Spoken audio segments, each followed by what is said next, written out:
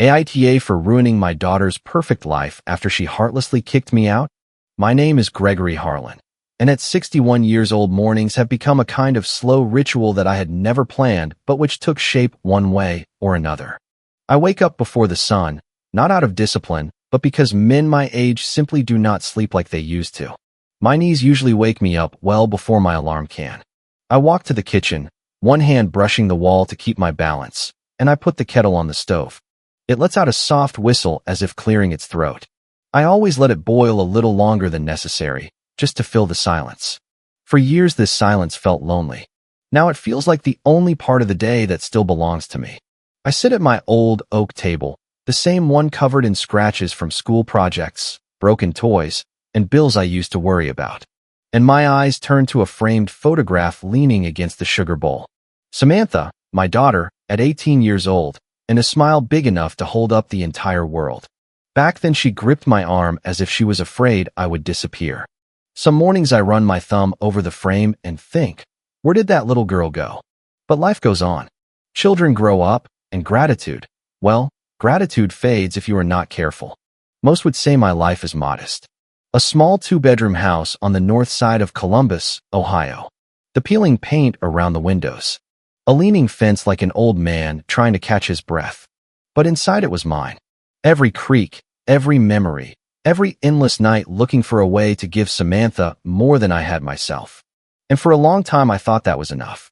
3 years ago the phone rang late one night. Samantha's voice on the other end, trembling, scared, ashamed. Brandon's business had gone bankrupt. His credit was ruined. They had 2 little kids, Jacob and Emily, and no bank willing to give them a mortgage. She did not ask me directly, not at first. She only cried, then apologized, then cried again. A father does not think about numbers when his daughter says she is afraid she will not be able to keep a roof over her babies' heads. In less than a month, I had emptied what was left of my retirement savings. I took out a loan against my own home, and I bought them a 4-bedroom house with a big backyard. Good schools, a street where you can hear kids laughing on summer evenings. I put the deed in my name, but I told them it was their house. A fresh start, a second chance. Samantha hugged me so tight that day, I thought she was going to break my ribs. Brandon shook my hand with both of his, as if he was clinging to a life preserver. For a while the sacrifice was worth it. I paid the $2,150 mortgage every month. I paid for the new roof when the old one started to leak. I replaced the refrigerator because the stainless steel one matched the vibe better. I hired a landscaping service because Brandon's schedules were unpredictable. I even helped pick the paint color Samantha wanted. Pine mist.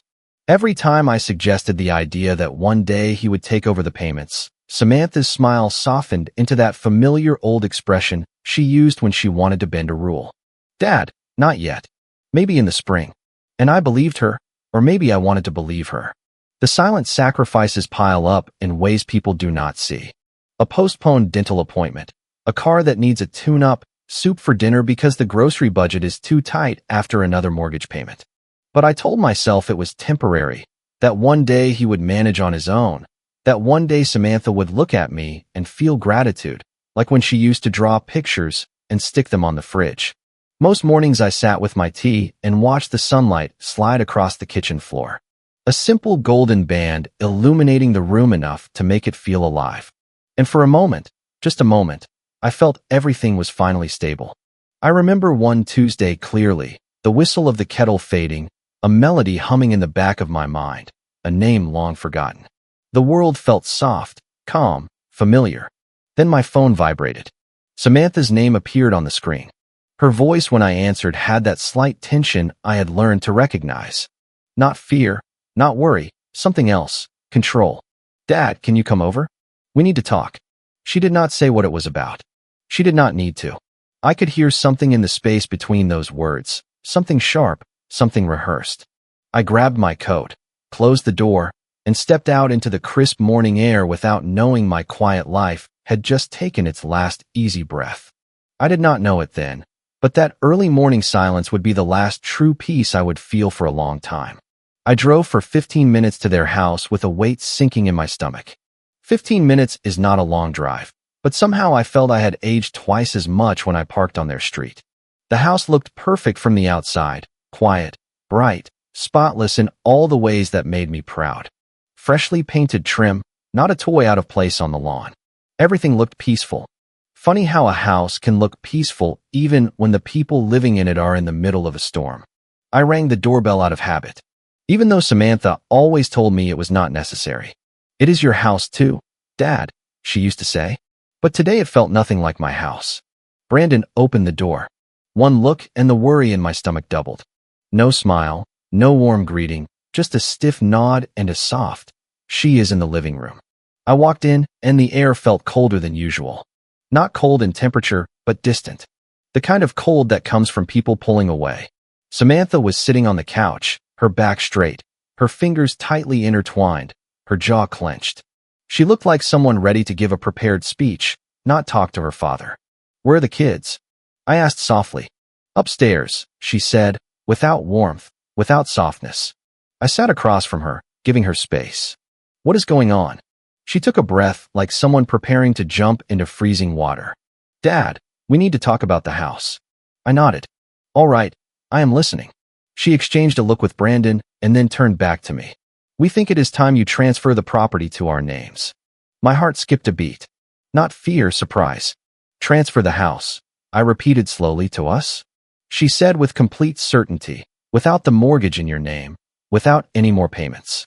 Just sign it and hand it over to us." I blinked once, twice, trying to process the words. "You are asking me to give you a $380,000 house for free." Her expression tightened as if I had insulted her. "You made the payments anyway," she said defensively. "It would not change anything for you." A silent pain tightened in my chest. "If I lose my retirement, I lose everything I have saved." She shrugged. A small, careless gesture that felt like a blow. "You have your pension, you have your house, you do not need this one too." Brandon shifted uncomfortably, clearing his throat. "Maybe we could agree on a payment plan over time." Samantha's glare cut him off immediately. "Brandon, stop." He lowered his head. I went back to looking at my daughter. I really looked at her. The tension in her jaw, the impatience in her eyes, the sense of entitlement I never thought I would see in someone I had raised. "We are tired of feeling like kids, Dad," she said. "It is weird living in a house that is technically yours. We want it in our name." I swallowed hard. "Samantha, I paid the down payment, the mortgage, the roof, the appliances." "That was your choice," she spat. "No one forced you." I leaned back slowly, feeling the backrest press against my spine. "You are right," I whispered. "No one forced me. I did it because I loved you. And honestly," she continued, "if you love us, you will finally give us the house. And you will stop reminding us of everything you have done." I felt something inside me pull back silently and painfully. "Samantha, I have never held that against you." "Yes, you do," she replied.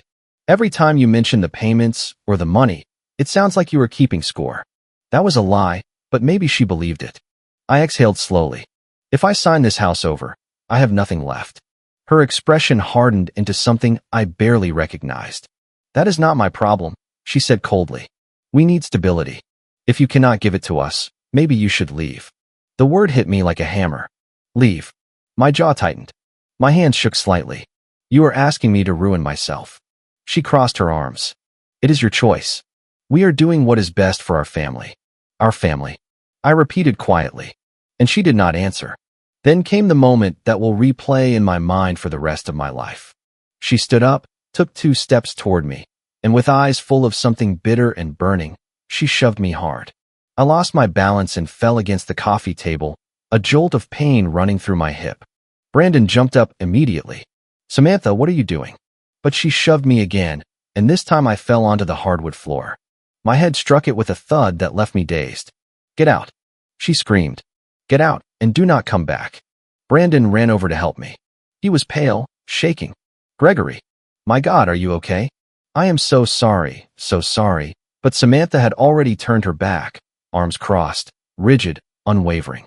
I got up slowly, holding onto the furniture to stay steady. I grabbed my coat, my keys, my dignity. At the door, I looked at the back of her head for the last time. She did not turn around. Something inside me broke. Not in a loud or dramatic way, just broke. "You want me to leave?" I said quietly. "All right." And at that moment something inside me became very, very quiet. I do not remember the whole drive back home, only the slow blinking of the traffic lights, the soft hum of the engine, and the ache in the back of my head. Every time I leaned back against the seat, it felt like floating between disbelief and something heavier I did not want to name. When I finally parked in my driveway, I did not get out of the car right away. I sat there with both hands on the steering wheel, staring at the peeling white paint of my front door. A door I had not repainted in years because every extra dollar went to keeping their house running. It is funny how you can give someone everything and still find yourself wondering if any of it meant what you thought it meant. I raised my hand and touched my cheek where I had hit the floor. My fingers came away with a trace of blood. Not much, but enough to remind me that I was not imagining the pain. It was real. All of it was real. I got out of the car slowly, wincing when my hip protested. Inside, the house welcomed me with a familiar calm. The hum of the old refrigerator, the slight creaking of the hallway, and a kind of silence that was no longer peaceful, just empty. I hung my coat on the chair and stood there, letting the silence stick to me. This was the house where Samantha used to curl up next to me on the couch asking for help with homework, where she left little crayon drawings on the table saying for Dad, where she climbed onto my lap when thunderstorms shook the windows. And now she had pushed me out of a house I had bought to keep her safe. That memory hit me harder than the fall. I went to the bathroom mirror. A bruise had already started to bloom on my cheekbone. I leaned closer, tracing the shape with my fingertip. This did not look like a father. This looked like a man surprised by the one person he thought would never hurt him. I gripped the sink with both hands. My breath shook, and for a few seconds I just stood there looking at my reflection, trying to understand how we had gotten here. I made myself a cup of tea, though my hand was shaking so much I almost dropped the kettle. I carried the cup to the kitchen table, the same spot where I used to color with her, where she once told me she wanted to be someone who made people smile. The silence now felt sharp, not soft, not comforting. I opened my laptop, checked my bank statements, and forced myself to look at the numbers I had avoided. 3 years of mortgage payments, thousands in repairs, upgrades, furniture, landscaping, little things that added up in ways I never wanted to admit. With every line on the statement, I felt a bruise forming in a place deeper than the one on my face, somewhere in my chest. And the worst part was not the money. It was realizing she had never stopped long enough to ask how much it was costing me. I leaned back slowly in the chair, letting out a long sigh I did not know I was holding. When did she stop seeing me as her dad and start seeing me as a resource? I closed the laptop and picked up my tea. A slow sip, a quiet exhale. At that moment, something shifted inside me. It was not anger, not resentment. It was something quieter, firmer. Resolution. Love is not supposed to empty you out from the inside. It is not supposed to strip you down until you have nothing left to stand on. It is not supposed to hurt like this. I went to the small desk in the corner of the room. I took out my old notebook, the same one where I wrote grocery lists and reminders. I opened to a blank page. My hand hovered for a moment, then started moving on its own. I need to think very carefully. I stared at that line for a long time, letting it sink into something deeper. The house, the payments, the expectations, the incident, the way she looked at me like I was nothing. Everything settled into one heavy truth. I was not angry, not vindictive. I was tired. Tired of pretending, tired of bending, tired of carrying the weight of the entitlement she believed she had. That night, I went to bed, but sleep did not come. Every time I closed my eyes, I saw Samantha standing over me screaming. I felt the floor under my body, the shock, the pain, the humiliation. Around 3 a.m, I opened my eyes and stared at the ceiling with my hands crossed over my chest. In the silence, I whispered the words she had thrown at me earlier. Maybe you should leave. I let the ceiling absorb them, and then whispered back softly, firmly. Maybe I should. Some nights I caught myself whispering her name. Not with anger, but with disbelief. And at some point during that long sleepless night, the resolution inside me began to sharpen. Tomorrow I will start making decisions. Not for her, not for the kids, not to keep the peace for me. The next morning I woke up feeling as if someone had quietly rearranged the inside of my mind. The bruise on my cheek throbbed, my hip ached, and my heart was heavier than the night before. But there was also something else, a calm, a firmness, a clarity I had not felt in years. I made a cup of coffee slowly, carefully. Then I sat at the same kitchen table where Samantha had once colored superhero drawings for me. The steam rose in a small spiral, and for a moment I watched it float, thinking about how strange life becomes when the people you love forget how to return that love. I opened my notebook again. The words I had written the night before stared back at me. I need to think very carefully. So that is what I did. I thought about the mortgage payment, the nights fixing their fence, the weekends repairing leaks and mowing the lawn because Brandon did not know how to do it or did not care enough to learn. I thought about the water heater I bought last winter, the roof repair the year before, and the appliances Samantha said they deserved. I thought about the incident, the shock of the floor, the disbelief in my own voice when I asked, "Why are you doing this?" And then I thought about something else, something I had not allowed myself to consider in a long time.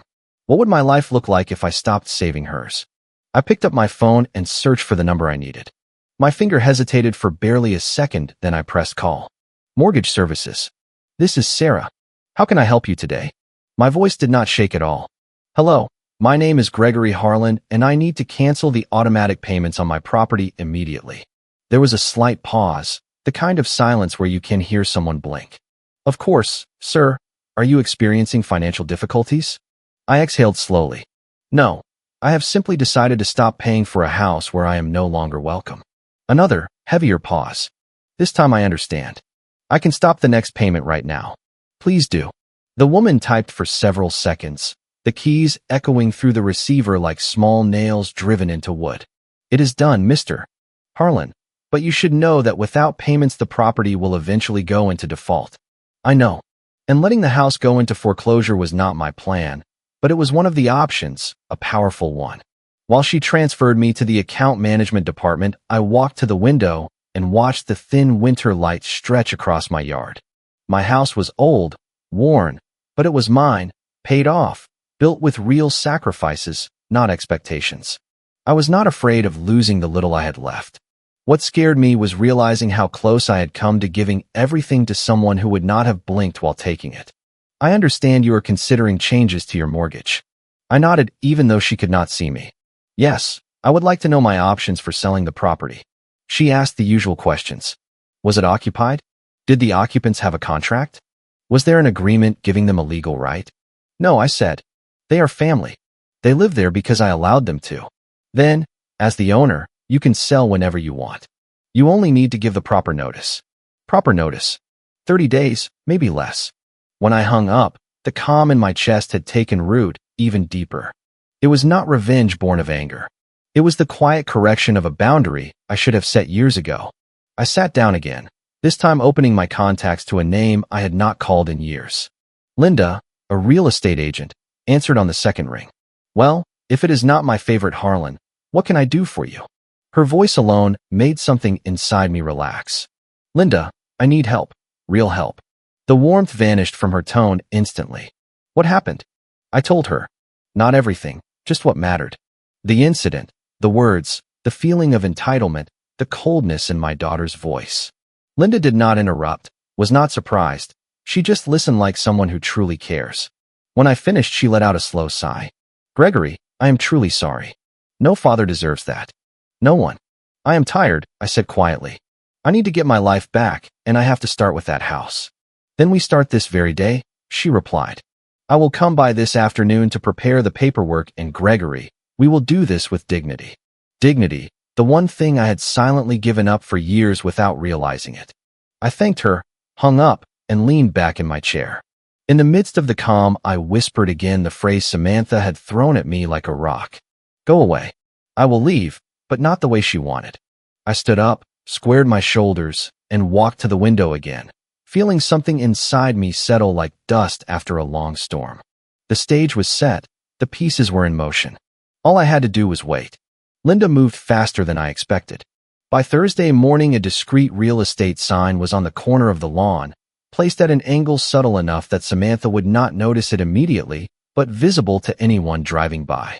The first offer came in within 24 hours.